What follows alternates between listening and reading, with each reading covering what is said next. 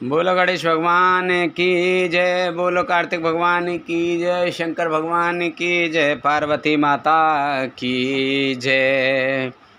श्री वायवी संहिता पूर्वार्ध प्रथम अध्याय पुराण और विद्यावतार का वर्णन। व्यास जी कहते हैं, जो जगत की सृष्टि पालन और संहार करने वाले हैं उन भगवान शंकर को मैं प्रणाम करता हूँ, जिनकी शक्ति अद्वितीय है, जो संसार की हर वस्तु में विद्यमान हैं अर्थात सर्वव्यापक हैं। उन विश्वकर्ता अविनाशी भगवान शिव की मैं शरण में हूँ। जब गंगा जमुना सरस्वती के संगम स्थल प्रयाग में नैमिषारण्य में ऋषिगणों ने यज्ञ का अनुष्ठान किया, तब व्यास मुनि के पुत्र सूत जी उस स्थान पर गए थे। उन्हें वहाँ देखकर मुनि प्रसन्न हो गए। उन्हें यथा योग्य आसन पर बैठाकर उनका सत्कार और पूजन किया। ऋषिगण बोले, हे सर्वज्ञ सूत जी, आप महर्षि व्यास जी के शिष्य होने के कारण सब कथाओं और रहस्यों को जानते हैं। हम पर कृपा करके हमें भी दिव्य कथा सुनाइए। ऋषिगण की प्रार्थना सुनकर सूत जी ने मन ही मन भगवान शिव एवं देवी पार्वती का स्मरण किया। फिर बोले, हे ऋषिगण, अब मैं आपको पुराणों के प्रकट होने का वृतांत सुनाता हूँ। श्वेत कल्प में वायुदेव द्वारा कहे गए वचन ही न्यास से पूर्ण व शास्त्रों में शोभित होकर पुराण कहे जाते हैं। 4 वेद, 6 शास्त्र, मीमांसा, न्याय, धर्मास्त्र एवं पुराण आदि 14 विद्याएं हैं। आयुर्वेद, धनुर्वेद, गंधर्व वेद और अर्थशास्त्र से मिलकर ये 18 हो जाती हैं। देवादिदेव भगवान शिव ही इन 18 विद्याओं के उत्पादक हैं। संसार की उत्पत्ति के समय सर्वप्रथम ब्रह्मा जी उत्पन्न हुए, जिन्हें ये 18 विद्याएं प्रदान की। उनकी रक्षा के लिए विष्णु जी को शक्ति प्रदान की। श्री विष्णु जी ब्रह्मा की रक्षा करने वाले मध्य पुत्र हैं। ब्रह्मा के 4 मुखों से 4 वेद उत्पन्न हुए। तत्पश्चात उनके 4 मुखों से शास्त्र उत्पन्न हुए। ब्रह्मा जी के मुख से उत्पन्न हुए इन शास्त्रों को पढ़ना अत्यंत कठिन है, इसलिए मनुष्य गणों को वेदों और शास्त्रों का ज्ञान प्रदान करने हेतु भगवान शिव की कृपा से द्वापर युग में श्री हरि विष्णु के रूप में व्यास जी अवतरित हुए। उन्होंने द्वैपायन नाम से द्वापर में जन्म लिया और वेद व्यास नाम से जग प्रसिद्ध हुए। उन्होंने सभी पुराणों की रचना की। संक्षेप में उन्होंने 4 लाख श्लोकों की रचना की। ब्रह्म, पद्म, विष्णु, शिव, भागवत, भविष्य, नारद, मार्कंडेय, अग्नि, ब्रह्मवैवर्त, लिंग, वराह, वामन, कूर्म, मत्स्य, गरुड़, ब्रह्मांड, स्कंद आदि कुल 18 पुराण हैं। शिव पुराण के धर्म तथा विधि के अनुसार पूजन एवं आराधना से सब मनुष्य तथा देवताओं को शिवलोक की प्राप्ति होती है। दूसरा अध्याय ब्रह्मा जी से मुनियों का प्रश्न पूछना। सूत जी बोले, हे ऋषियों, 12 कल्प में ऋषि गणों के मध्य विवाद छिड़ गया कि परम ब्रह्म कौन है। जब इस बात का निर्णय न हो सका तब सब ब्रह्मा जी के पास गए। उन्होंने ब्रह्मा जी को प्रणाम करके उनकी स्तुति आरंभ कर दी। तब ब्रह्मा जी ने उनसे पूछा, हे ऋषिगणों, आपके यहाँ आने का क्या प्रयोजन है। ब्रह्मा जी के प्रश्नों को सुनकर ऋषिगण बोले, हे ब्रह्मा जी, हम सदैव रूपी अज्ञान के अंधेरे में पड़ गए हैं, इसलिए हम सब बहुत व्याकुल हैं। हम पर कृपा करके हमारे संदेह को दूर करें। हम सबकी यह जानना चाहते हैं कि अविनाशी नित्य शुद्ध चित्त स्वरूप परम ब्रह्म परमात्मा कौन है। अपनी लीला से संसार को रचकर इस संसार का सृष्टिकर्ता, पालनकर्ता और संहारकर्ता कौन है। ऋषिगणों का यह प्रश्न सुनकर ब्रह्मा जी ने त्रिलोकीनाथ कल्याणकारी देवादिदेव महादेव जी का स्मरण करके उन्हें बताया।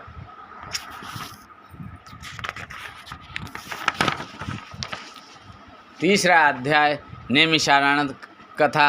ब्रह्मा जी बोले, हे ऋषियों, जिसने ब्रह्मा, विष्णु और रुद्र सहित पूरे संसार को रचा है, जिनकी कृपा दृष्टि पाकर संसार के सभी प्राणी भय मुक्त हो जाते हैं, जो सब इंद्रियों के मूल हैं, जिनकी कृपा से मुझे प्रजापति पद प्राप्त हुआ है, जो सब पर शासन करने वाले हैं, जिनकी कृपा से सूर्य, चंद्र, अग्नि, बिजली सहित पूरा संसार प्रकाशित होता है, वे परम ब्रह्म ब्रह्मा और कोई नहीं, स्वयं शिव ही हैं।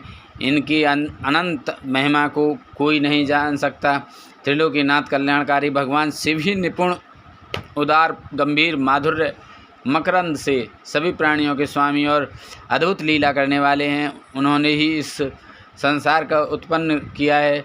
प्रलय काल में ही वे सारे ब्रह्मांड को अपने अधीन कर अपने में विलीन कर लेते हैं। भगवान शिव का सच्चे मन से पूजन और आराधना करने वाले को प्रभु का दर्शन प्राप्त होता है। भगवान शिव के 3 रूप हैं, स्थूल, सूक्ष्म और सूक्ष्म से सूक्ष्म। स्थूल रूप को देवता, सूक्ष्म रूप को योगीजन और तीसरे अर्थात अत्यंत सूक्ष्म रूप को शिवजी के परम भक्त और शिव व्रत का उत्तम पालन करने वाले ही देख सकते हैं। धर्म का विशेष ज्ञान हो जाने पर अधर्म का नाश हो जाता है और फिर शिवजी की अचल भक्ति प्राप्त हो जाती है। भगवान शिव की कृपा से कर्म के बंधनों से मुक्ति मिल जाती है तथा मनुष्य शिव धर्म में प्रवृत्त हो जाता है। धर्म 2 प्रकार का होता है, गुरु अपेक्षित तथा गुरु अनपेक्षित।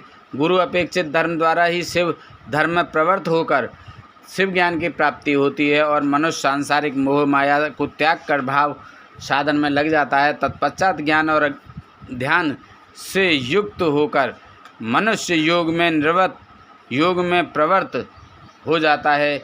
योग से भक्ति से शिवजी की कृपा और इनकी कृपा से संसार से मुक्ति मिल जाती है। तब मनुष्य शिव धाम एवं शिव पद को प्राप्त कर लेता है। इसलिए ऋषिगण, आप सबको मन और वाणी को शुद्ध करके परमात्मा शिव के ध्यान में लग जाना चाहिए। यज्ञों और मंत्रों द्वारा आह्वान करने से वायुदेव आपके पास आएंगे, उसी से तुम्हारा कल्याण होगा। फिर आप सब पवित्र वाराणसी नगरी में चले जाना, क्योंकि वहीं पर पिनाकधारी शिव देवी पार्वती जी के साथ विराजमान हैं।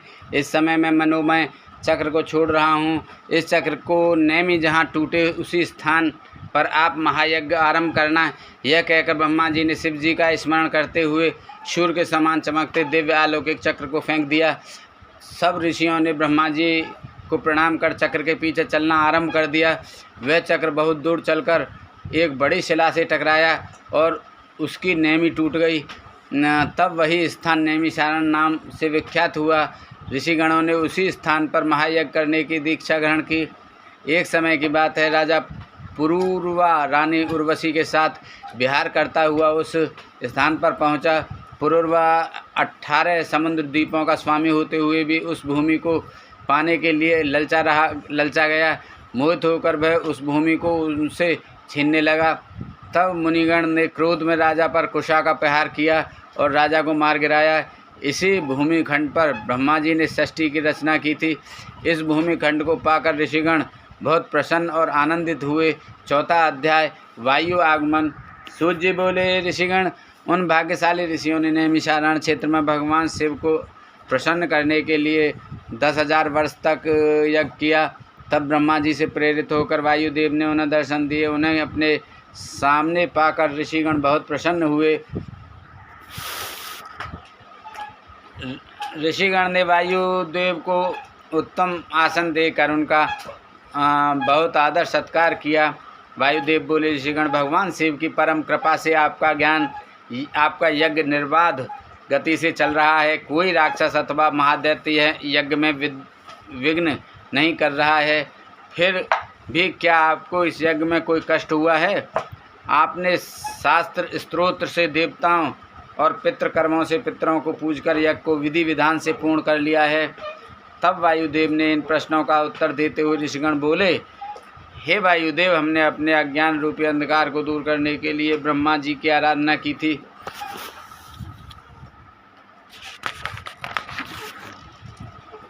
तब उन्होंने प्रसन्न होकर हमें इस महायज्ञ को करने के लिए कहा था। उन्होंने ही हमें ब्रह्मा विष्णु रुद्र एवं देवों के स्वामी परम ब्रह्म परमेश्वर कल्याणकारी भगवान शिव को प्रसन्न करने के लिए शिव मंत्र जपने की आज्ञा दी थी। आपने सौभागमन के विषय में भी ब्रह्मा जी ने बताया था। आपने यहाँ पधार कर हमारे महायज्ञ को पूर्ण कर दिया है। आपके दर्शन पाकर हम सब जीवन सफल हुआ और हम सब कृतार्थ हुए। 5वां अध्याय, शिव तत्व वर्णन। ऋषि बोले, हे वायुदेव, आप हम सबको यह बताएं कि आपको यह ईश्वरीय ज्ञान कैसे प्राप्त हुआ है, जिनका जन्म अभी तक अप्रकट है, ऐसे ब्रह्मा जी से आपने शिव भाव को कैसे प्राप्त किया? प्रभु हमारी इस जिज्ञासा को शांत करें और हमें ज्ञान प्रदान करें। ऋषिगण के वचन सुनकर वायुदेव बोले, हे ऋषिगण, 21वें श्वेत रूप नामक कल्प में ब्रह्मा जी ने ब्रह्मांड की रचना करने के लिए भगवान शिव को प्रसन्न करने हेतु कठोर तपस्या की। तब उनकी कठोर तपस्या से प्रसन्न होकर कल्याणकारी शिव ने उन्हें अपने स्वरूप के दर्शन दिए। तत्पश्चात उन्हें परम शिव तत्व ज्ञान का उपदेश दिया। अपनी तपस्या के प्रभाव से ही मुझे ब्रह्म ज्ञान की प्राप्ति हुई है। सर्वप्रथम मुझे पशुपाशपति संज्ञा ज्ञान प्राप्त हुआ। इस ज्ञान को वस्तु विनाशक माना जाता है। चेतन और प्रकृति दोनों का नायक ज्ञान ही है। पशुपाश एवं पति को तत्वज्ञ कहते हैं। क्षर प्रकृति, अक्षर पुरुष और इन दोनों का प्रेरक परमेश्वर है। प्रकृति माया है, माया ही महेश्वर की परम शक्ति है। जीव अपने कर्मों का फल भोगने के लिए ही माया से आच्छादित रहता है। ऋषि बोले, हे वायुदेव, कालादि क्या है?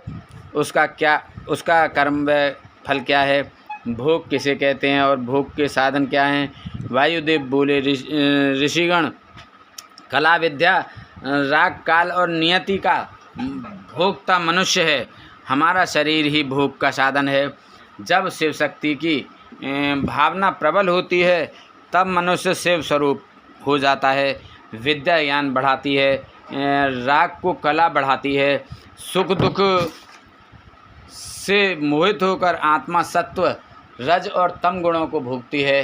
पंचभूत, पंच तंत्रात्मा, पंच तन्मात्रा, पंच ज्ञानेंद्रिय, पंच कर्मेंद्रिय, प्रधान बुद्धि, मन, अहंकार विकार युक्त हैं। श्रेष्ठ पुरुषों ने आत्मा को भिन्न माना है।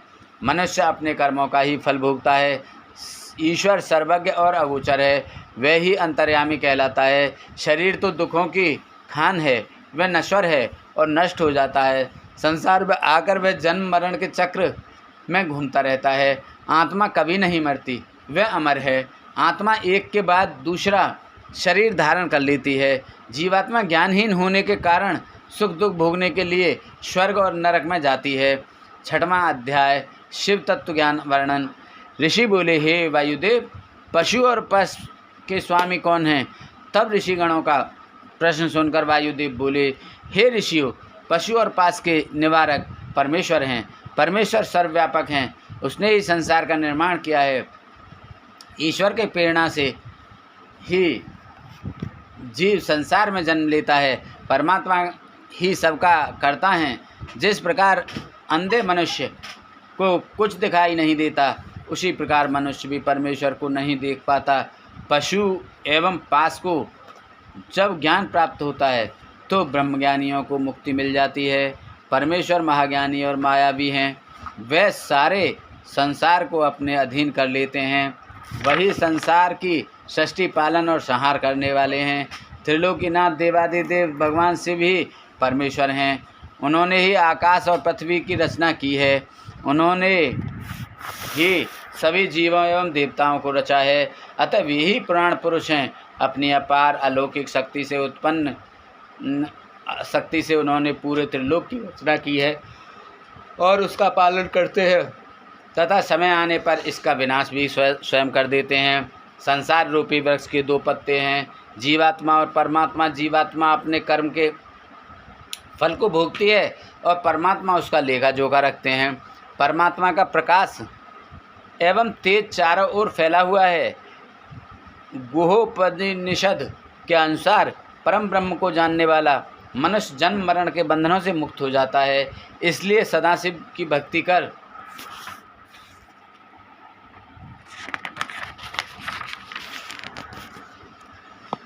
मोक्ष प्राप्ति की इच्छा करनी चाहिए। वे कल्याणकारी सदाशिव ही सब कामनाओं को पूरा करने वाले हैं। उनके अमृत रूपी ज्ञान के बिना मुक्ति संभव नहीं है। अतः सर्वव्यापक सर्वेश्वर शिव का ही ध्यान एवं स्मरण करना चाहिए। 7वां अध्याय, काल महिमा। ऋषि बोले, हे देव, इस विश्व की सृष्टि, पालन और संहार रूपी चक्र के निरंतर चलने से ही जीव की उत्पत्ति एवं विनाश होता है। हमें इस काल को अपने अधीन रखने वाले के विषय में बताइए।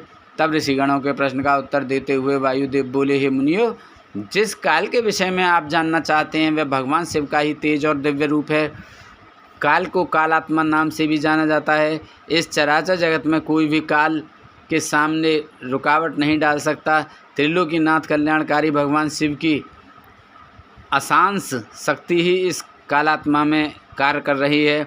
इस काल शक्ति ने पूरे विश्व को अपने अधीन कर रखा है। यह काल सिर्फ भगवान शिव के ही अधीन है, क्योंकि इसमें स्वयं शिव शक्ति विद्यमान है। इस काल को रोक पाना किसी के वश में नहीं है, कोई इसका उल्लंघन नहीं कर सकता। अपनी अथाह बल शक्ति के कारण ही यह त्रिलोक पर अपना अखंड राज्य कर रहा है। भगवान शिव की शक्ति से ही यह सब जीवों को अनेक सुख दुख का फल देता है। काल के अनुसार ही वायु, धूप, ठंड और मेघ द्वारा जल प्रदान करता है। समय पर सूर्यदेव अपनी तेज किरणों से जगत को तृप्त करते हैं, खेतों में अन्न पैदा करते हैं तथा फल फूल प्रदान करते हैं। जब मनुष्यगण इस काल तत्व को भली भांति समझ लेते हैं तब उन्हें परमेश्वर शिव के दर्शन प्राप्त होते हैं। काल के स्वरूप को जान लेने पर ही शिव कृपा से काल का अतिक्रमण किया जा सकता है। इसे ही तो अमरता कहते हैं, यही मुक्ति है। ऋषिगण बोले, हे वायुदेव, अब आप हम पर कृपा करके आयु का परिमाण और संख्या के बारे में बताइए। वायुदेव बोले, हे ऋषिगण, प्रलय काल आने तक की अवधि ही पूर्ण काल की अवधि है। 15 निमेष की काष्ठा होती है। 30 काष्ठाओं का एक मुहूर्त अर्थात दिन रात 15 दिन रातों का एक पक्ष होता है। इस प्रकार महीने में 2 पक्ष, शुक्ल पक्ष और कृष्ण पक्ष होते हैं। पितरों के दिन और रात क्रम से शुक्ल पक्ष और कृष्ण पक्ष होते हैं। 6 महीने का एक अयन होता है।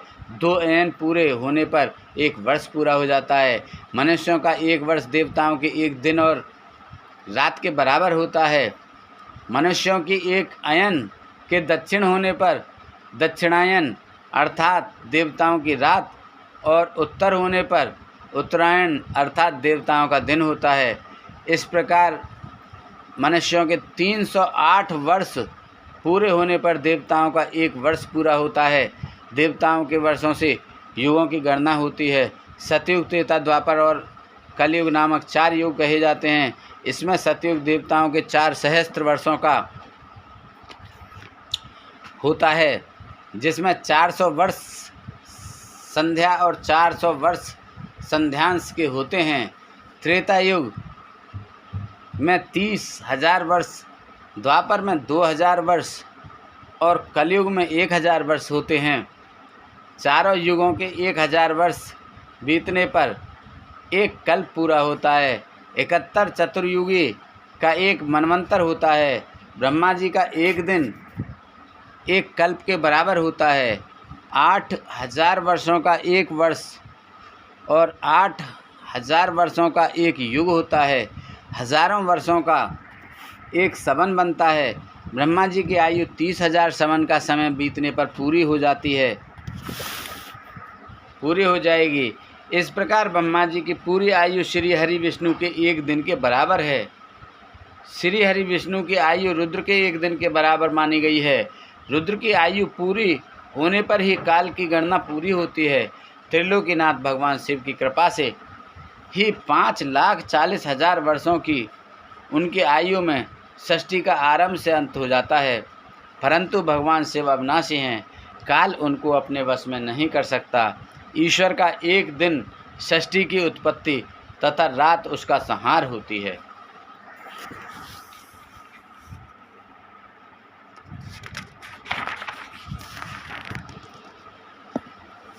नवा अध्याय, प्रलयकर्ता का वर्णन। वायुदेव बोले, ऋषिगण, सबसे पहले परम ब्रह्म से शक्ति उत्पन्न हुई। वह शक्ति माया कहलाई और उससे ही प्रकृति पैदा हुई। भगवान शिव की ही प्रेरणा से यह षष्ठी उत्पन्न हुई। इस षष्ठी की उत्पत्ति अनुलोम और व्रतिलोम से इसका नाश होता है। यह जगत 5 कलाओं से पूर्ण एवं अप्रकट कारण रूप है। इसके मध्य में आत्मा अनुष्ठित है। त्रिलोकीनाथ देवादिदेव महादेव शिव ही सर्वज्ञ, सर्वशक्तिमान, सर्वेश्वर और अनंत हैं। वे सदा से भी षष्ठी की रचना, पालन और संहार करते हैं। षष्ठी के आरंभ में षष्ठी के आरंभ से समाप्त होने तक ब्रह्मा जी के 100 वर्ष पूरे होते हैं। ब्रह्मा जी के आयु के 2 भाग प्रथम परिद्ध और द्वितीय परिद्ध हैं। इनकी समाप्ति पर ब्रह्मा जी की आयु पूरी हो जाती है। उस समय अभिव्यक्त आत्मा अपने मध्य कार्य को ग्रहण कर लेती है। अभिव्यक्त में समावेश होने पर उत्पन्न विकार का संहार करने के लिए प्रधान तथा पुरुष धर्म सहित रहते हैं। सत्वगुण एवं तमोगुण से उत्प्रोत दोनों प्रकृति पुरुष व्याप्त हैं। जब ये दोनों गुणों में समान हो जाते हैं तो अंधकार के कारण अलग नहीं हो पाते। तब शांत वायु द्वारा निश्चल होता है। अद्वितीय रूपधारी महेश्वर अपनी माहेश्वर रूपरात्रि का सेवन करते हैं। प्रातःकाल में महेश्वर अपनी योग शक्ति द्वारा प्रकृति पुरुष में प्रविष्ट हो जाते हैं। तब वे दोनों में क्षोभ उत्पन्न कर देते हैं। तब उनकी आज्ञा से चराचर जगत में सभी प्राणियों की उत्पत्ति होती है। 10वां अध्याय षष्ठी रचना वर्णन।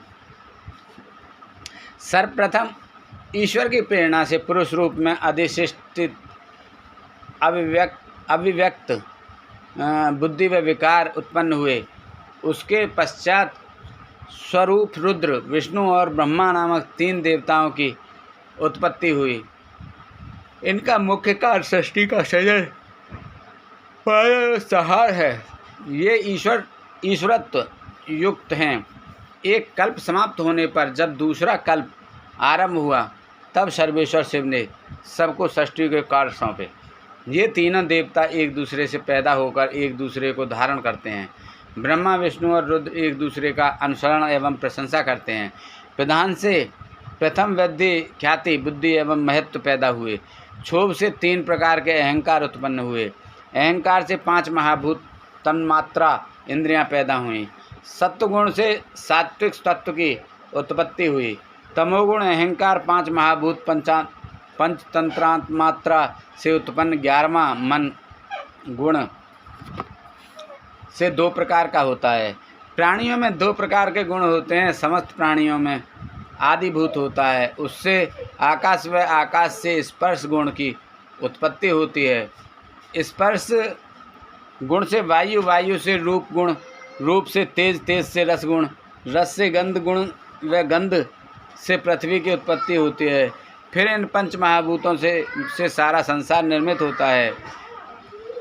महादादिक से एक विशेष अंड की उत्पत्ति होती है। तब ब्रह्मा और उस अंड में वृद्धि पाकर ब्रह्म नाम से क्षेत्रज्ञ हो जाता है। यही सर्वप्रथम शरीरधारी पुरुष है। ये तीनों गुणों को अपने अधीन रखते हैं। इन्हीं 3 गुणों के कारण वे अपने शरीर के 3 विभाग कर देते हैं। सृष्टि कार्य में ब्रह्मा, पालन में विष्णु एवं संहार कार्य में रुद्र कार्य करते हैं। उस विराट नायक का गर्भ बंधन सुमेरु पर्वत से होता है। समुद्र का जल उसका गर्भाशय है एवं इस अंड में लोक निवास करते हैं। इन लोकों में सूर्य, चंद्र, नक्षत्र, वायु का निवास है। जल इस अंडे को ढककर रखता है। जल से 10 गुना तेज, तेज से 10 गुना वायु, वायु से 10 गुना आकाश उस आदिभूत को ढककर रखता है। फिर महत्वादि को प्रकृति चारों ओर से ढके रहती है। इन 7 आवरणों में अंड रहता है।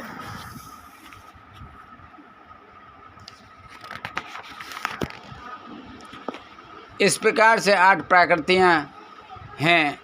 अभिव्यक्त द्वारा ही संपूर्ण संसार निर्मित हुआ है और उसी में विलय भी हो जाता है। काल के अधीन गुण भी सम और विषम होते हैं। गुणों की कमी अथवा विशेषता होने पर सृष्टि की रचना होती है और इसका समानत्व होने पर प्रलय हो जाता है। ब्रह्मा की यही योनि है और यह अंड ही ब्रह्मा का निश्चयात्मक क्षेत्र है। प्रकृति सर्वगामिनी है जिसमें सहस्त्र अंड रहते हैं। उन अंडों में चतुर्मुख विष्णु, ब्रह्मा एवं रुद्र को प्रकृति रचती है। ये तीनों शिवजी की समीपता पाकर स्थिर रहते हैं। व्यक्त से अभिव्यक्त, अभिव्यक्त से अंड और अंड से ब्रह्मा और अंड से ब्रह्मा उत्पन्न होकर संपूर्ण लोक की रचना करते हैं। सृष्टि की रचना और प्रलय काल में उसका नाश तो परमेश्वर की लीला है। 11वां अध्याय सृष्टि आरंभ का वर्णन। ऋषिगण बोले, हे वायुदेव, अब आप हम पर कृपा करके हमें मनवंतर कल्प व प्रतिसर्ग के बारे में बताइए। ऋषिगणों की प्रार्थना सुनकर वायुदेव बोले, सर्वप्रथम ब्रह्मा उत्पन्न होते हैं और उनके एक दिन में 14 मनवंतर पूरे हो जाते हैं। मनवंतर असंख्य हैं। इस समय वराह कल्प है जिसमें 14 मनवंतर हैं। इनमें 7 को स्वयंभू और 7 को सार्वणिक नाम से जाना जाता है। प्रथम कल्प की समाप्ति पर बहुत प्रलयकारी भयंकर हवा चली जिसने वृक्षों को उनके स्थानों से उखाड़ फेंका। उस समय तीनों देवताओं के बीच में अग्नि देवता प्रकट हुए। उन्होंने अग्नि से सब कुछ जला दिया। तत्पश्चात जले हुए पृथ्वी के भाग को वर्षा के जल में डुबो दिया। जब ब्रह्मा जी ने देखा कि संसार पानी में डूब गया है और संपूर्ण ब्रह्मांड नष्ट हो गया है, चारों ओर अथाह जल दिखाई पड़ रहा है, तब वे भी सुखपूर्वक जल में सो गए। जब सृष्टि का आदिकाल होता है उस समय श्रुतियाँ ईश्वर को जगाती हैं। तब योग निद्रा में सोते हुए त्रिदिशाधिपति ब्रह्मा रूप परमेश्वर शिव की सब देवता हाथ जोड़कर स्तुति करते हुए उनसे जागने की प्रार्थना करते हैं। उस समय सबकी प्रार्थना और स्तुति से जागकर परमेश्वर ने योग निद्रा का त्याग किया और जल शैया पर बैठकर चारों ओर देखने लगे। जब उन्हें पृथ्वी के जल में डूबने के बारे में ज्ञात हुआ तब उन्होंने वराह रूप का स्मरण किया। फिर वराह रूप धारण करके उन्होंने समुद्र को झकझोरा और पृथ्वी को वापस लाने के लिए जल के बीच से अंदर चले गए। यह देखकर प्रसन्न देवता उन पर फूलों की वर्षा करने लगे। 12वां अध्याय षष्ठी वर्णन। वायुदेव बोले, हे ऋषिगण, ब्रह्मा जी को षष्ठी की चिंता हुई और तपों में मोह पैदा होने से अंधेरा छा गया। उस समय आत्मा वाली षष्ठी पैदा हुई, पर ऐसी षष्ठी देखकर ब्रह्मा जी व्याकुल हो गए और उन्होंने दूसरी षष्ठी की रचना की। यह षष्ठी पक्षियों की थी और पैदा होते ही कुमार्ग पर पड़ गई। तब ब्रह्मा जी ने तीसरी बार सात्विक अर्थात देवताओं की षष्ठी की रचना की, परंतु इस षष्ठी से भी ब्रह्मा जी को संतोष नहीं हुआ। तब उन्होंने मानव षष्ठी का निर्माण किया। यह षष्ठी सुंदर और रजोगुण वाली थी। ब्रह्मा जी द्वारा रचित प्रथम षष्ठी महंत, दूसरी भूत षष्ठी, तीसरी वैकारिक इंद्रिय प्राकृतिक षष्ठी कहलाई, चौथी षष्ठी मुख्य, पांचवीं वक्र स्रोत, छठी ऊर्ध्व स्रोत से देव षष्ठी, सातवीं मानव षष्ठी, आठवीं षष्ठी अनुग्रह वाली, नौवीं कुमार षष्ठी कहलाई। सर्वप्रथम ब्रह्मा जी ने सनक, सनंदन, सनातन, सनत कुमार तथा ऋभुमानस पुत्र पैदा किए। ये सभी योग मार्गगामी हुए। इस प्रकार जब षष्ठी की वृद्धि न हुई तब दुखी होकर ब्रह्मा जी ने तपस्या करनी आरंभ कर दी, परंतु जब बहुत समय बीत जाने पर भी कोई फल न मिला तब ब्रह्मा जी क्रोधित हो गए। क्रोधाधिक्य के कारण उनकी आंखों में आंसू आ गए, जिससे भूत प्रेत पैदा होने लगे। यह सब देखकर दुखी ब्रह्मा जी ने देह त्याग दी। तब ब्रह्मा जी को प्रसन्न करने हेतु भगवान रुद्र उनके मुख से पैदा हुए। भगवान रुद्र ने अपने शरीर से 11 स्वरूप पैदा कर दिए और उन्हें प्रजा रचने की आज्ञा दी। यह सुनकर सभी रुद्र रोते हुए वहाँ से भागने लगे। तत्पश्चात महेश्वर ने ब्रह्मा जी को पुनर्जीवित कर दिया। ब्रह्मा जी ने रुद्र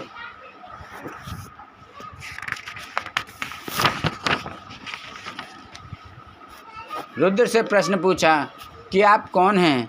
तब रुद्र बोले, मैं ही परम ब्रह्म परमेश्वर हूँ और तुम्हारी इस सृष्टि में तुम्हारे पुत्र के रूप में जन्मा हूँ। अब आप अपनी इस सृष्टि की रचना को पूर्ण कीजिए। यह सुनकर ब्रह्मा जी बहुत प्रसन्न हुए। वे शिव नामाष्टक का जाप करते हुए रुद्र की स्तुति करने लगे और प्रार्थना करने लगे कि सृष्टि निर्माण के कार्यों में आप मेरे सहायक बने। अब जब रुद्रदेव ने अपनी सहमति दे दी तब ब्रह्मा जी ने अपने मन में मरीच आदि 12 पुत्र पैदा किए। इनमें देवताओं और क्रियात्मक महर्षियों के 12 वंश मिले। तत्पश्चात ब्रह्मा के मुख से देवता, गले से पितर, जांघों से दैत्य, गर्भ से मानव, उपस्थेंद्रिय से राक्षस पैदा हुए। ये निशाचर राक्षस बलवान थे। फिर यज्ञ, भूत और गंधर्व की उत्पत्ति हुई। ब्रह्मा जी की दोनों काखों से पक्षी, वक्ष से अन्य पक्षी, मुख से बकरी, पाँव से घोड़े, हाथी, शलभ, मृग, ऊँट, खच्चर, नेवले आदि ने जन्म लिया। ब्रह्मा जी के पूर्व मुख से गायत्री, दक्षिण मुख से यजुर्वेद, पश्चिम मुख से सामवेद, उत्तर मुख से अर्थवेद की उत्पत्ति हुई। फिर देह द्वारा उनके अनेक भेद हो गए और ये अपने काम में लग गए। सब अपने कर्मों के अनुसार जन्म मृत्यु के चक्र में पड़कर फल भोगने लगे। सभी प्राणियों के कर्मों के अनुसार उन्हें सुख, दुख, धन्य, आय, व्यय, संपत्ति आदि की प्राप्ति होती है। युग एवं समय के अनुसार ही प्राणियों के गुण, कर्म व स्वभाव होते हैं। 13वां अध्याय ब्रह्मा विष्णु की षष्ठी का वर्णन। ऋषि बोले, हे वायुदेव, षष्ठी का आरंभ होने पर पहले महेश्वर ब्रह्मा और विष्णु को उत्पन्न करते हैं। फिर अपनी लीला के अनुसार संसार की रचना करते हैं। फिर प्रलय आने पर सबका विनाश कर देते हैं। इस अनुसार तो महेश्वर ही सर्वशक्तिमान हैं। फिर वे ब्रह्मा जी के पुत्र किस प्रकार हो सकते हैं? कृपा कर हमारे इस संदेह को दूर कीजिए। ऋषियों के वचन सुनकर वायुदेव बोले, हे मुनियों, महेश्वर ने इस सृष्टि के निर्माण, पालन और संहार के लिए ब्रह्मा, विष्णु और रुद्र को उत्पन्न किया। यह सब तो उनकी लीलाएं हैं जो कि विभिन्न कल्पों में बदलती रहती हैं। किसी कल्प में ब्रह्मा, विष्णु और रुद्र को उत्पन्न करते हैं तो किसी में विष्णु, ब्रह्मा और रुद्र को प्रकट करते हैं। किसी कल्प में तीनों एक दूसरे को प्रकट करते हैं। मेघ वाहन कल्प में श्री हरि विष्णु ने मेघ रूप में 10,000 वर्षों तक पृथ्वी को धारण किए रखा।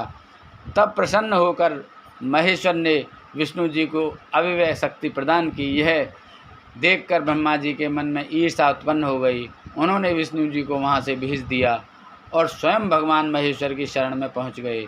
महेश्वर को प्रणाम करके उनकी स्तुति करने लगे और बोले, प्रभु, आपने ही अपने वाम अंग से विष्णु और दक्षिण अंग से मुझ ब्रह्मा को पैदा किया है। फिर हम दोनों शक्ति और सामर्थ्य में भिन्न क्यों हैं? क्या विष्णु मुझसे अधिक आपके भक्त हैं? भगवान, कृपा कर इस अंतर को दूर करें। ब्रह्मा जी की प्रार्थना और स्तुति से प्रसन्न होकर महेश्वर ने उन्हें विष्णु जी के समान शक्ति प्रदान कर दी। प्रसन्न होकर ब्रह्मा जी विष्णु के पास पहुँचे।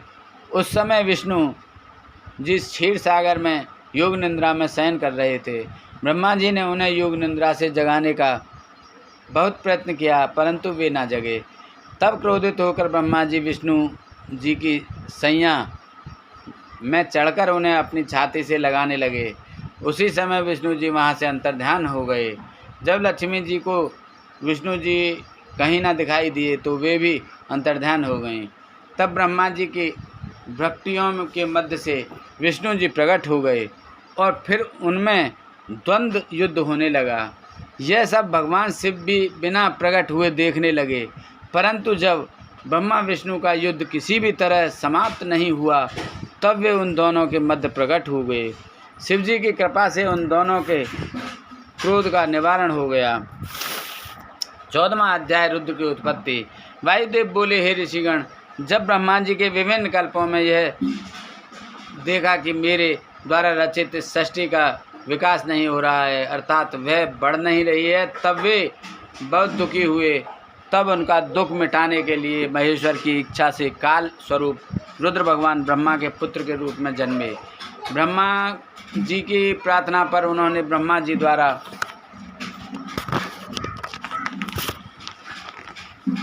द्वारा रचित इस सृष्टि का विस्तार करना चाहा। ऐसा सोचकर रुद्रदेव ने अपने जटाधारी स्वरूप जैसे अनेक रुद्र प्रकट कर दिए। वे संख्या में अधिक होने के कारण पूरे विश्व पर छा गए। वे सभी रूप में बहुत भयानक थे। इन भयानक स्वरूप वाले रुद्रों का रूप देखकर ब्रह्मा जी बहुत चिंतित हो गए और हाथ जोड़कर महेश्वर से बोले, हे देवादिदेव, ये आप क्या कर रहे हैं? हमें भयानक सृष्टि की रचना नहीं करनी है, हम तो साधारण प्रजा की रचना करनी है जो पैदा होती रहे और मरती भी रहे। ब्रह्मा जी के इन वचनों को सुनकर त्रिलोकीनाथ भगवान शिव हंसने लगे और बोले, ब्रह्मा जी, मैं तो ऐसी ही सृष्टि की रचना कर सकता हूँ। यदि तुम्हें यह नापसंद है तो तुम स्वयं अपनी इच्छा के अनुसार प्रजा की रचना करो। यह कहकर कल्याणकारी भगवान शिव सृष्टि की रचना के कार्य से मुक्त होकर वहाँ से चले गए। 15वां अध्याय शिव शिवा की स्तुति। वायुदेव बोले, हे ऋषिगण, शिव जी के वहाँ से चले जाने के पश्चात ब्रह्मा जी ने स्वयं सृष्टि की रचना की, परंतु उस सृष्टि में प्रजा की वृद्धि नहीं हो रही थी। सृष्टि में वृद्धि न होती हुई देखकर ब्रह्मा जी भी बहुत दुखी हुए। तब वे अपने आराध्य भगवान शिव और देवी शिवा की तपस्या करने लगे। ब्रह्मा जी की कठोर तपस्या से प्रसन्न होकर शिव जी ने उन्हें दर्शन दिए। ब्रह्मा जी ने उन्हें सृष्टि में प्रजा की वृद्धि न होने के विषय में बताया। भगवान शिव और देवी पार्वती ने मिलकर उनकी समस्या का निवारण किया। शिव जी ने उन्हें अपने अर्धनारीश्वर स्वरूप के दर्शन कराए। भगवान शिव के अर्धनारीश्वर स्वरूप के दर्शन कर ब्रह्मा जी की प्रसन्नता का कोई ठिकाना न रहा। वे हाथ जोड़कर भगवान शिव शिवा की स्तुति करने लगे। ब्रह्मा जी बोले, हे देवादिदेव भगवान शिव, हे जगदम्बा माँ पार्वती, आप अमोघ लीलाएं करने वाले हैं, आपका वैभव निराला है। मैं आपकी शरण में आया हूँ, कृपा कर मुझ दीन पर अपनी कृपा दृष्टि करें। इस प्रकार ब्रह्मा जी भगवान शिव शिवा की अनेकों स्त्रोतों से स्तुति करने लगे। 16वां अध्याय मैथुनी षष्ठी की उत्पत्ति। वायुदेव बोले, हे ऋषिगण, जब ब्रह्मा जी ने विभिन्न स्त्रोतों से स्तुति की और भगवान शिव शिवा को प्रसन्न कर लिया, तब शिव जी बोले, ब्रह्मदेव, मैं आपकी मनोकामना अवश्य पूर्ण करूँगा। तब शिव जी ने अर्धनारीश्वर स्वरूप से देवी महेश्वरी को अलग कर दिया। साक्षात देवी जगदम्बा को अपने सामने पाकर ब्रह्मा जी ने उनसे प्रार्थना की। ब्रह्मा जी बोले, हे देवी भगवती, मैंने मन द्वारा देवताओं और ऋषियों की रचना की, परंतु मेरे द्वारा रचित सृष्टि का विस्तार नहीं हो रहा है, इसलिए मैं मैथुनी सृष्टि रचना चाहता हूँ। यह तभी संभव हो सकती है जब सृष्टि में नारी का भी अंश हो। मुझ पर कृपा कर आप मेरे पुत्र प्रजापति दक्ष की पुत्री के रूप में जन्म लें और सृष्टि को वृद्धि प्रदान करें। ब्रह्मा जी की प्रार्थना से संतुष्ट होकर देवी ने अपनी भक्तियों के मध्य से एक शक्ति उत्पन्न की। देवी ने उस शक्ति को ब्रह्मा जी की इच्छा पूरी करने का आदेश प्रदान किया और स्वयं महेश्वर जी में समा गईं। तब भगवान महेश्वर अंतर्ध्यान हो गए। इस प्रकार ब्रह्मा जी को ब्रह्म रूप शक्ति प्राप्त हुई। उस शक्ति ने ब्रह्मा जी की इच्छा के अनुसार दक्ष के घर जन्म लिया। तभी से मैथुनी षष्ठी का आरंभ हुआ। 17वां अध्याय मनु की षष्ठी का वर्णन। वायुदेव बोले, ऋषिगण, भगवान महेश्वर की कृपा से ब्रह्मा जी ने आधे शरीर से शतरूप नामक नारी उत्पन्न की और आधे से भोग मनु को पैदा किया। उसी कन्या ने यशस्वी मनु को पति के रूप में पाया। इन्होंने मैथुन द्वारा प्रियव्रत, उत्तानपाद नामक पुत्र एवं आकृति देवहूति प्रसूति नामक कन्याएं पैदा की। आकृति और रुचि के दक्षिण और यज्ञ पुरुष नामक 2 पुत्र पैदा हुए और प्रसूति व दक्ष की 24 कन्याएं हुईं, जिनमें 13 कन्याओं का विवाह धर्म के साथ हुआ तथा अन्य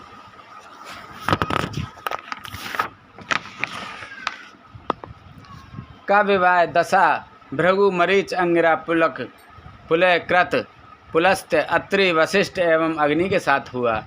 ऊर्जा 3 पितरों को समर्पित हुई। धर्म को 13 पुत्रों की प्राप्ति हुई। दक्ष प्रजापति की पुत्री के रूप में सती का जन्म हुआ और उसने देवादिदेव भगवान शिव को पति रूप में पाया। अपने पिता के यज्ञ में पति का निरादर देखकर उसने योगाग्नि में अपने को भस्म कर लिया। फिर पुनः हिमालय की पुत्री के रूप में जन्म लेकर शिव जी को प्राप्त किया। भृगु ऋषि के 2 पुत्र हुए, वे उन दोनों के हजारों पुत्र हुए। ये सभी भार्गव वंशी कहलाए। ऋषि मरीच को पौर्णमास नामक पुत्र की प्राप्ति हुई और इनका बहुत बड़ा वंश हुआ। इसी वंश में कश्यप ऋषि पैदा हुए। अंगिरा ऋषि के 2 पुत्र व 4 पुत्रियां हुईं और उनकी बहुत सी संतानें हुईं।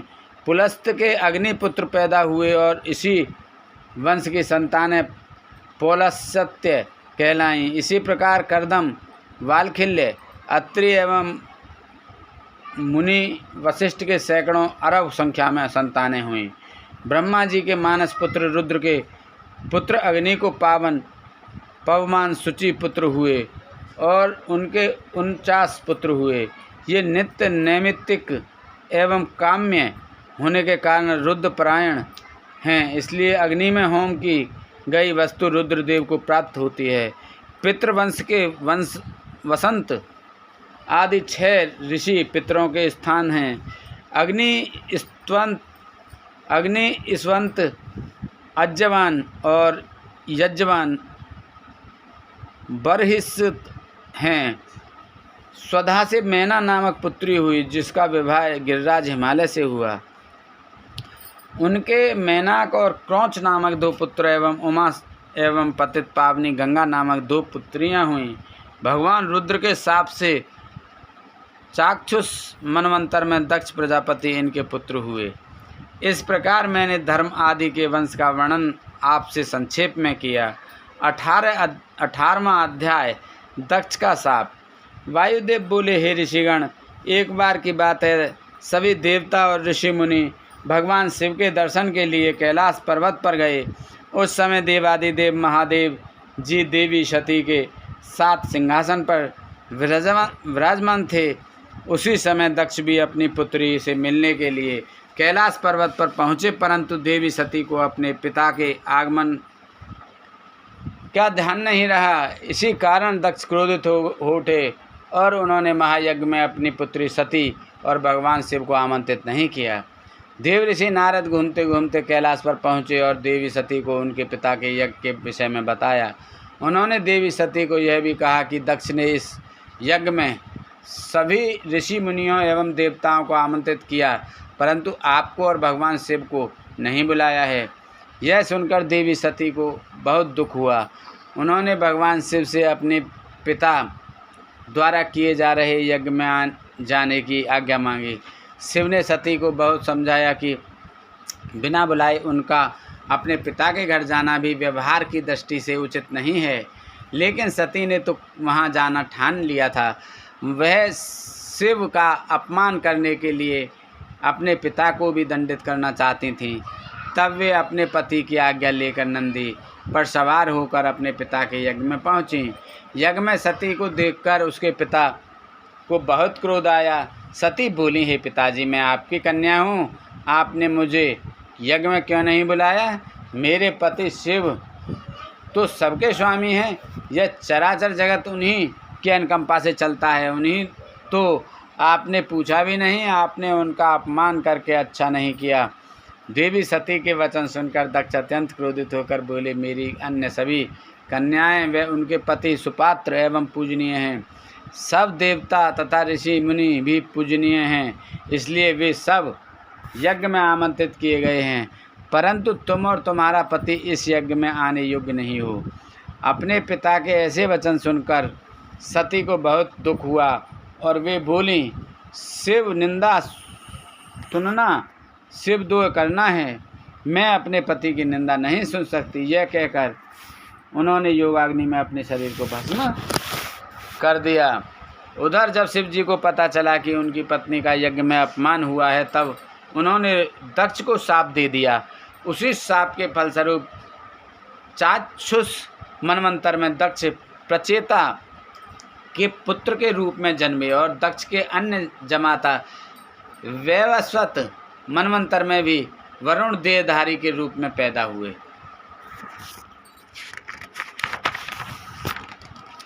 19वां अध्याय वीरगण का यज्ञ में जाना।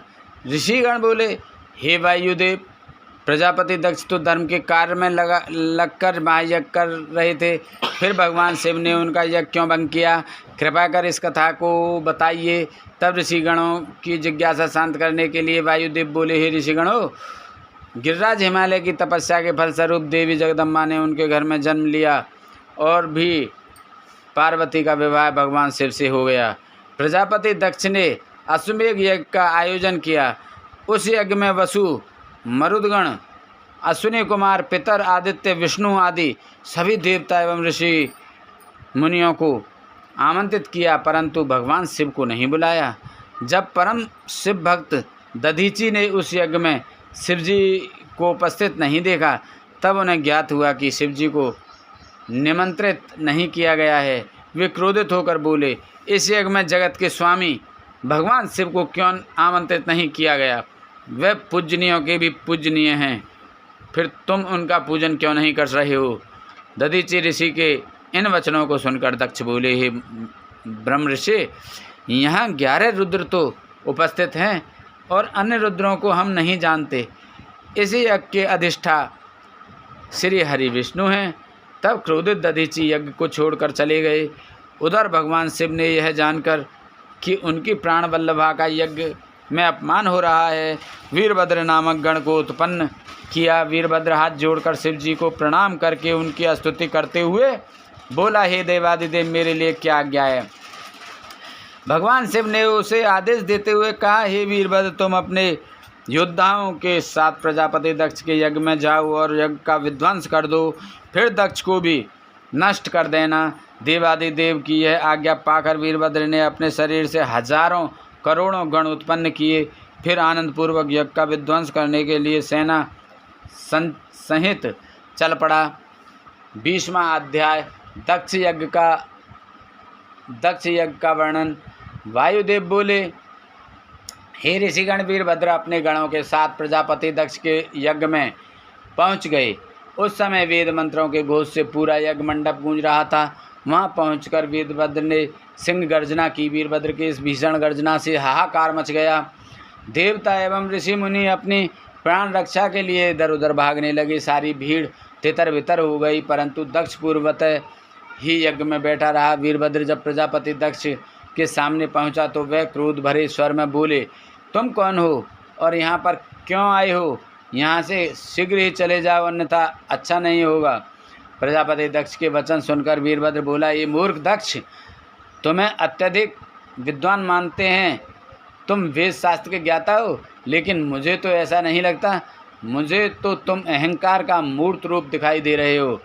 इस अहंकार ने तुम्हारी सोचने विचारने की शक्ति को हर लिया है। मैं तुम्हारी उसी बुद्धि को सही करने आया हूँ जिस मंत्र द्वारा तुमने देवादिदेव सर्वेश्वर कल्याणकर्ता भगवान शिव का पूजन नहीं किया, अब उसका उच्चारण बार बार क्यों कर रहे हो?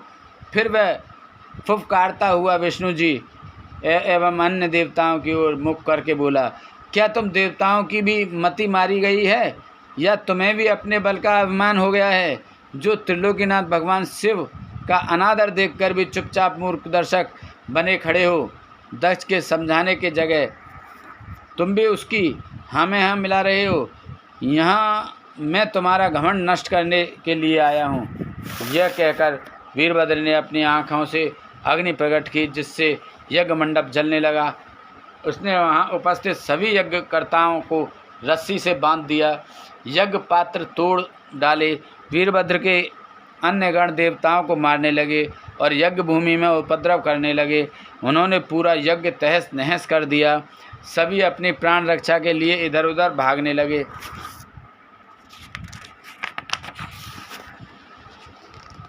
21वां अध्याय श्री हरि विष्णु एवं वीरभद्र का युद्ध। वायुदेव बोले, हे मुनियों, वीरभद्र एवं उनके गणों का उपद्रव देखकर सभी देवता भयभीत होकर इधर उधर भागने लगे, परंतु वीरभद्र का संकेत समझकर उनके गणों ने सभी को चारों ओर से घेर लिया। सब भागने में असमर्थ थे।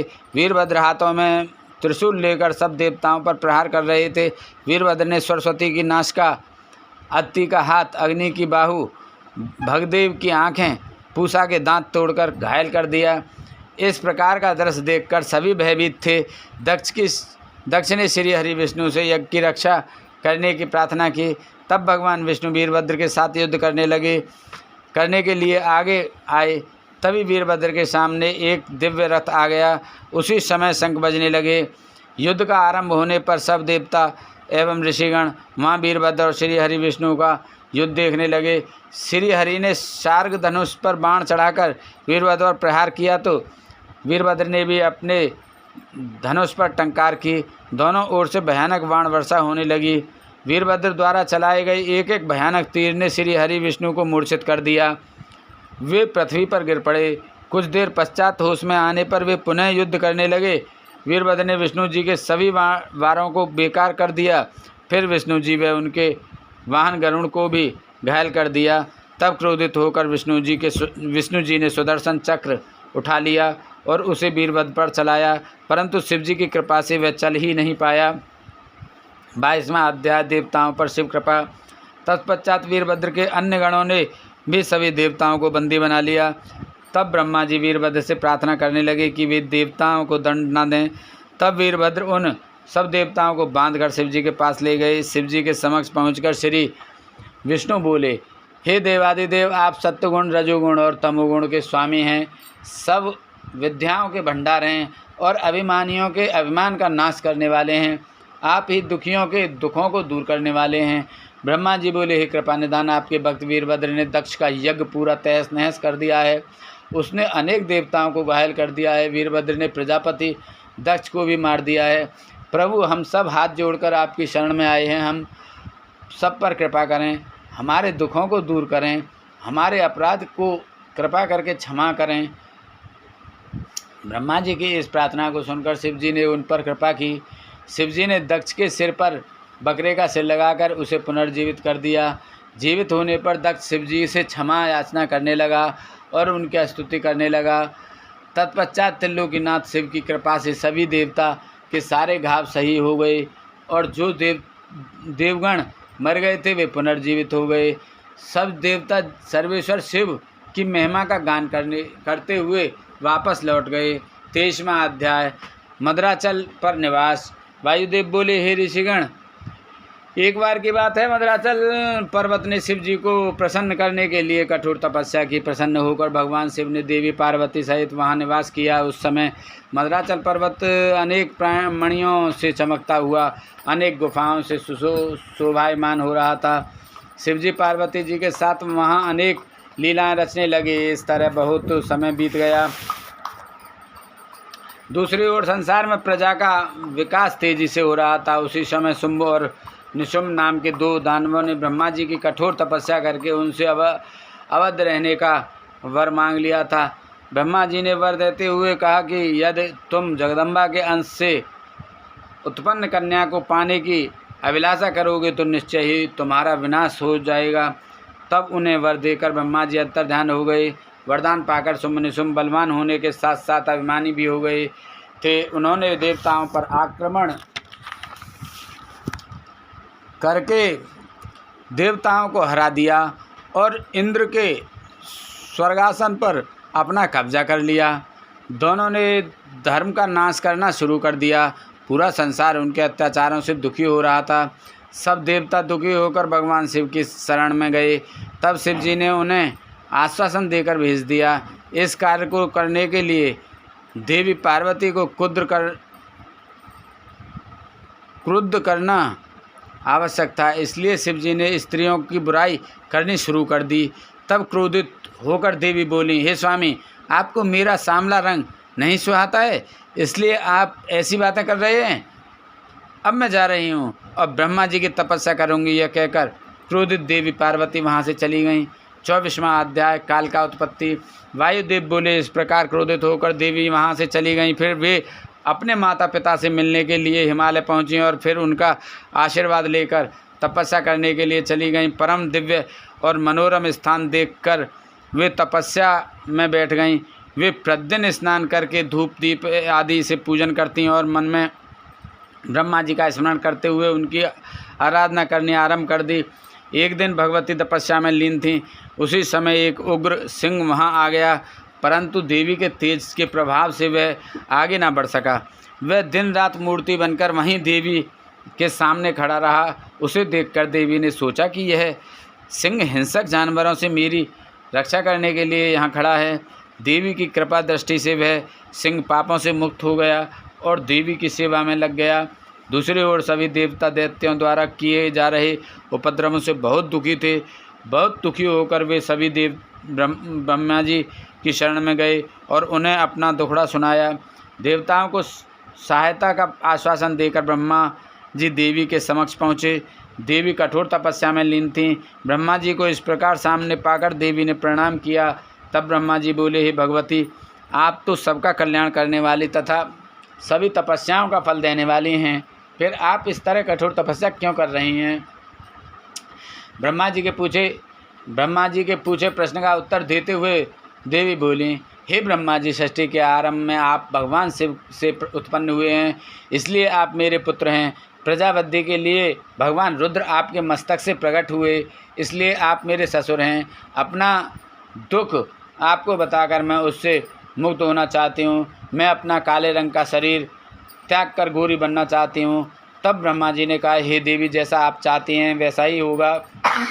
आप अपने काले वर्ण का त्याग कर गौर वर्ण धारण करें। देवी, आपका वही काला वर्ण दैत्यराज शुम्भ निशुम्भ का वध करके इस संसार को उनके पापों से मुक्त करेगा। तभी देवी ने काले रंग का त्याग कर गोरा रंग धारण कर लिया। भगवती के काले वर्ण से मेघों के समान श्याम वर्णी कौशिकी नामक कन्या उत्पन्न हुई। वह योगिनी अष्टभुजा वाली तथा शंख चक्र एवं त्रिशूल आदि आयुधों से सुशोभित थी। ब्रह्मा जी ने देवी कौशिकी को शुम्भ निशुम्भ का वध करने के लिए शक्ति प्रदान की। तब देवी कौशिकी ब्रह्मा जी व देवी को प्रणाम कर विंध्याचल पहुंची। उन्होंने शुम्भ निशुम्भ का वध कर देवताओं को सुखी कर दिया। 25वां अध्याय, सिंह पर दया। वायुदेव बोले, हे मुनियों, देवी ने अपने काले वर्ण को अलग किया, जिससे देवी कौशिकी की उत्पत्ति हुई। फिर वह आशीर्वाद पाकर विंध्याचल पर चली गईं। तब देवी ने ब्रह्मा जी से कहा, हे ब्रह्मा जी, यह सिंह मेरा परम भक्त है। इसने मेरी अन्य हिंसक जीवों से रक्षा की है, इसलिए इसे मैं अपने साथ ले जाना चाहती हूँ। कृपा कर मुझे आज्ञा प्रदान करें। देवी की बात सुनकर ब्रह्मा जी बोले, देवी, मुझे तो यह कोई कपटी दैत्य लगता है जो सबको धोखा देने के लिए रूप बदल कर आया है, इसलिए आप इसे यहीं छोड़ दीजिए। ब्रह्मा जी के वचन सुनकर देवी गौरा बोली, हे ब्रह्मा जी, यह सिंह मेरी शरण में आया है और मेरी सेवा में दिन रात लगा रहता है, इसलिए मैं इसे ऐसे नहीं छोड़ सकती। ब्रह्मा जी बोले, देवी, यदि यह आपका परम भक्त है तो यह अवश्य ही निष्पाप होगा। आप जैसा उचित समझें करें। यह कहकर ब्रह्मा जी अंतर्ध्यान हो गए और देवी अपने सिंह पर सवार होकर भगवान शिव के पास वापस लौट आईं। 26वां अध्याय, गौरी मिलाप। वायुदेव बोले, हे ऋषियों, देवी ने वहां पहुंचकर भगवान शिव के चरणों की वंदना की। उन्हें इस प्रकार सामने पाकर शिव जी बहुत प्रसन्न हुए और उन्होंने देवी को हृदय से लगा लिया। तब शिव जी बोले, हे प्राणेश्वरी, आपका और मेरा प्रेम साधारण नहीं है। हमें एक दूसरे से विद्वेष नहीं रखना चाहिए, क्योंकि हम ही जगत के कारण और आधार हैं। हमें कभी भी अलग नहीं होना चाहिए। देवी, मुझे आपका रूप बहुत प्रिय है। आपके काले या गौर वर्ण से कुछ नहीं होता, क्योंकि मैं आपसे आत्मिक प्रेम करता हूँ। अपने स्वामी भगवान शिव के ये वचन सुनकर देवी बोली, हे देवादिदेव, का आपकी कृपा से मैंने अपने श्याम वर्ण से देवी कौशिकी को उत्पन्न किया, जिसने अपने बल और पराक्रम से शुम्भ और निशुम्भ नामक महादैत्यों का संहार किया है। उसकी आराधना से मनुष्यों को तुरंत फल की प्राप्ति होगी तथा देवता भी उसकी पूजा किया करेंगे। भगवान, मेरी तपस्या में सिंह ने मेरी रक्षा की, जिसे मैं साथ लाई हूँ और उसे अपना द्वारपाल बनाना चाहती हूँ। देवी भगवती की प्रार्थना सुनकर भगवान शिव ने सिंह को द्वारपाल नियुक्त कर दिया। देवी ने सुंदर वस्त्र आभूषणों से श्रृंगार करके अपने स्वामी के समीप आसन ग्रहण किया। वे भगवान शिव के साथ ऐसी सुशोभित हो रही थी मानो आभा चंद्र के सौंदर्य को निखार रही हो और संध्या ने सूर्य को आलिंगन कर लिया हो। 27वां अध्याय, सोम अमृत अग्नि का ज्ञान। वायुदेव बोले, हे ऋषिगणों, भगवान शिव का रूप तेज युक्त होने के कारण अग्नि समान है और देवी गौरी का रूप शांत अमृत के समान चंद्र रूप है। शांत में इस तेज में अमृत ही अमृत है। यह विद्या एवं फल रस सभी प्राणियों में विद्यमान है। सूर्य रूप और अग्नि रूप के कारण तेज दो प्रकार का होता है। जल रूप और सोम रूप के कारण रस वृत्ति दो प्रकार की होती है। विद्युत रूप वाला तेज है और मधुरता रस है। तेज और रस सभी चराचर जीवों में होता है। अमृत की उत्पत्ति अग्नि से होती है, इसलिए सुख की कामना के लिए अग्नि में अमृत की आहुति दी जाती है। हवि के लिए अन्न होता है और अन्न वृद्धि के लिए वर्षा होती है, तभी हवि वृद्धि देने वाली कही जाती है। अग्नि तथा अमृत संसार को धारण किए हैं। अग्नि जल कर सोम रूपी अमृत तक पहुंचाती है। इसलिए कालाग्नि नीचे जलाई जाती है और ऊपर से शक्ति सोम में अमृत टपकाती है। संसार के नीचे शक्ति है और ऊपर सदा से विद्यमान है। ये दोनों ही संसार को चलाने वाले हैं। एक बार इसी अग्नि ने संसार को जलाकर भस्म कर दिया था, इसलिए यह भस्म अग्निवीर कहलाई। इस भस्म में अग्नि मंत्र बोलकर स्नान करने वाला मनुष्य सांसारिक बंधनों से शीघ्र ही मुक्त हो जाता है। 28वां अध्याय 6 मार्गों का वर्णन। वायुदेव बोले, हे ऋषिगण, भगवान शिव और देवी पार्वती का रूप प्राकृतिक एवं मूर्त दो प्रकार का है। स्थूल चिंता रहित और सूक्ष्म चिंता सहित है। सब कार्यों को पूर्ण करने की शक्ति प्रकृति के पास है। इसे परमा देवी कुंडलिनी माया कहा जाता है। यह 6 मार्गों वाली है, जिनमें 3 शब्द हैं और 3 उनके अर्थ हैं। ये परा प्रकृति के भेद हैं। साध्य योग सब कलाओं में परिपूर्ण हैं। 6 भागों में विभक्त यह पराशक्ति भाव सत्व और शिव तत्व से व्याप्त है। शक्ति से आरंभ करके पृथ्वी तक सभी शिव तत्व से ही उत्पन्न हुए हैं। जिस प्रकार घड़ा मिट्टी से बना होता है, उसी प्रकार हर वस्तु का निर्माण शिव तत्व से हुआ है। 5 तत्वों से शुद्ध होने पर प्राण शिव तत्व के उत्तम स्थान को पा लेता है। विद्या कला से विश्वेश्वर की शुद्धि होती है। ऊर्ध्व मार्ग से शांति कला शुद्ध होती है। संसार का आधार रूप होकर जो शक्ति आज्ञा परा सेवी चित्ररूपा परमेश्वरी देवी है, उसे त्रिलोकीनाथ भगवान शिव ने संपूर्ण जगत में स्थिर कर रखा है। भगवान शिव पुरुष हैं और शक्ति स्त्री है। ये दोनों परस्पर पति पत्नी हैं, परंतु कई विद्वान इन्हें एक रूप ही मानते हैं। पराशक्ति शिव जी की आज्ञा से 3 गुण वाली है और कार्य के भेद 3 प्रकार के होते हैं। 6 मार्ग में विभक्त हो जाते हैं। ये शब्द व अर्थ रूप हैं तथा पूरे संसार में व्याप्त हैं। बोल शंकर भगवान की जय, बोल पार्वती माता की जय, बोल गणेश भगवान की जय, बोल कार्तिक जी की जय, बोल सभी दई देवतन की जय। ओम जय शिव ओंकारा, स्वामी भज शिव ओंकारा, ब्रह्मा विष्णु सदा शिव, ब्रह्मा विष्णु सदा शिव, रांगनी धारा। ओम जय शिव ओंकारा, एकानन चतुरानन पंचानन राज, हंसानन गरुड़ासन वृषवाहन साज। ओम जय शिव ओंकारा, 2 भुज 4 चतुर्भुज 10 भुज तिसो है, स्वामी 10 भुज अति सो है। तीनों रूप निरखता, तीनों रूप निरखता, त्रिभुवन जन मोहे। ओम जय शिव ओंकारा, अक्षमाला वनमाला मुंडमाला धारी, स्वामी मुंडमाला धारी। चंदन मृग मद सोह, चंदन मृग मद सोह, भोले शुभकारी। ओम जय शिव ओंकारा, श्वेतांबर पीतांबर बागंबर अंगे, स्वामी बागंबर अंगे। सनकादिक ब्रह्मादिक सनकादिक ब्रह्मादिक भूतादिक संगे ओम जय शिव ओंकारा। करके मध्य कमंडल चक्र त्रिशूल धरता स्वामी चक्र त्रिशूल धरता। जग करता जग भरता जग पर्तन करता ओम जय शिव ओंकारा। ब्रह्मा विष्णु सदा शिव जानत अब वेका स्वामी जानत अब वेका।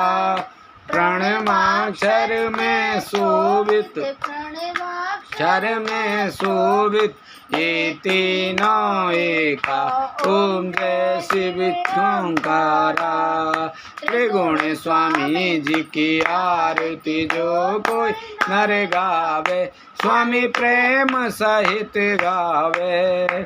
कहत शिवानंद स्वामी भजत हरि हरि स्वामी मन वांछित फल पावे ओम जय शिव ओंकारा। जय शिव ओंकारा स्वामी भज शिव ओंकारा। ब्रह्मा विष्णु सदा शिव ब्रह्मा विष्णु सदा शिव अर्धांगिनी धारा ओम जय शिव ओंकारा। बोलो गणेश भगवान की जय, शंकर भगवान की जय, पार्वती माता की जय, कार्तिक भगवान की जय। जय शंकर जय शंकर शंकर जय शंकर पार्वती जय गौरा गौरा जय गौरा जय शंकर शंकर जय शंकर कैलाशपति जय शंकर शंकर जय शंकर कैलाशपति जय गौरा जय गौरा माँ पार्वती राम जय गौरा माँ पार्वती। जय शंकर जय शंकर कैलाशपति जय गौरा जय गौरा माँ पार्वती। जय गौरा माँ पार्वती। जय शंकर कैलाशपति जय गौरा माँ पार्वती। जय शंकर जय नमामि शंकर जय शंकर कैलाशपति जय गौरा जय गौरा माँ पार्वती। बोलो शंकर भगवान की जय, बोलो पार्वती माता की जय, बोलो कार्तिक भगवान की जय, बोलो गणेश भगवान की जय, बोलो सभी दई देवतन की जय। बोल तुलसा मैया, गंगे मैया, गैया मैया, संतोषी माता, पृथ्वी माता, कालका मैया की जय। बोल इंद्रदेव, चंद्रदेव, सूर्यदेव, पीरवार सिद्धवा भूमिया बाबा की जय। बोल सभी दई देवतन की जय। बोल सभी पितृगण, अग्निदेव, सूर्यदेव की जय। बोल हर हर महादेव।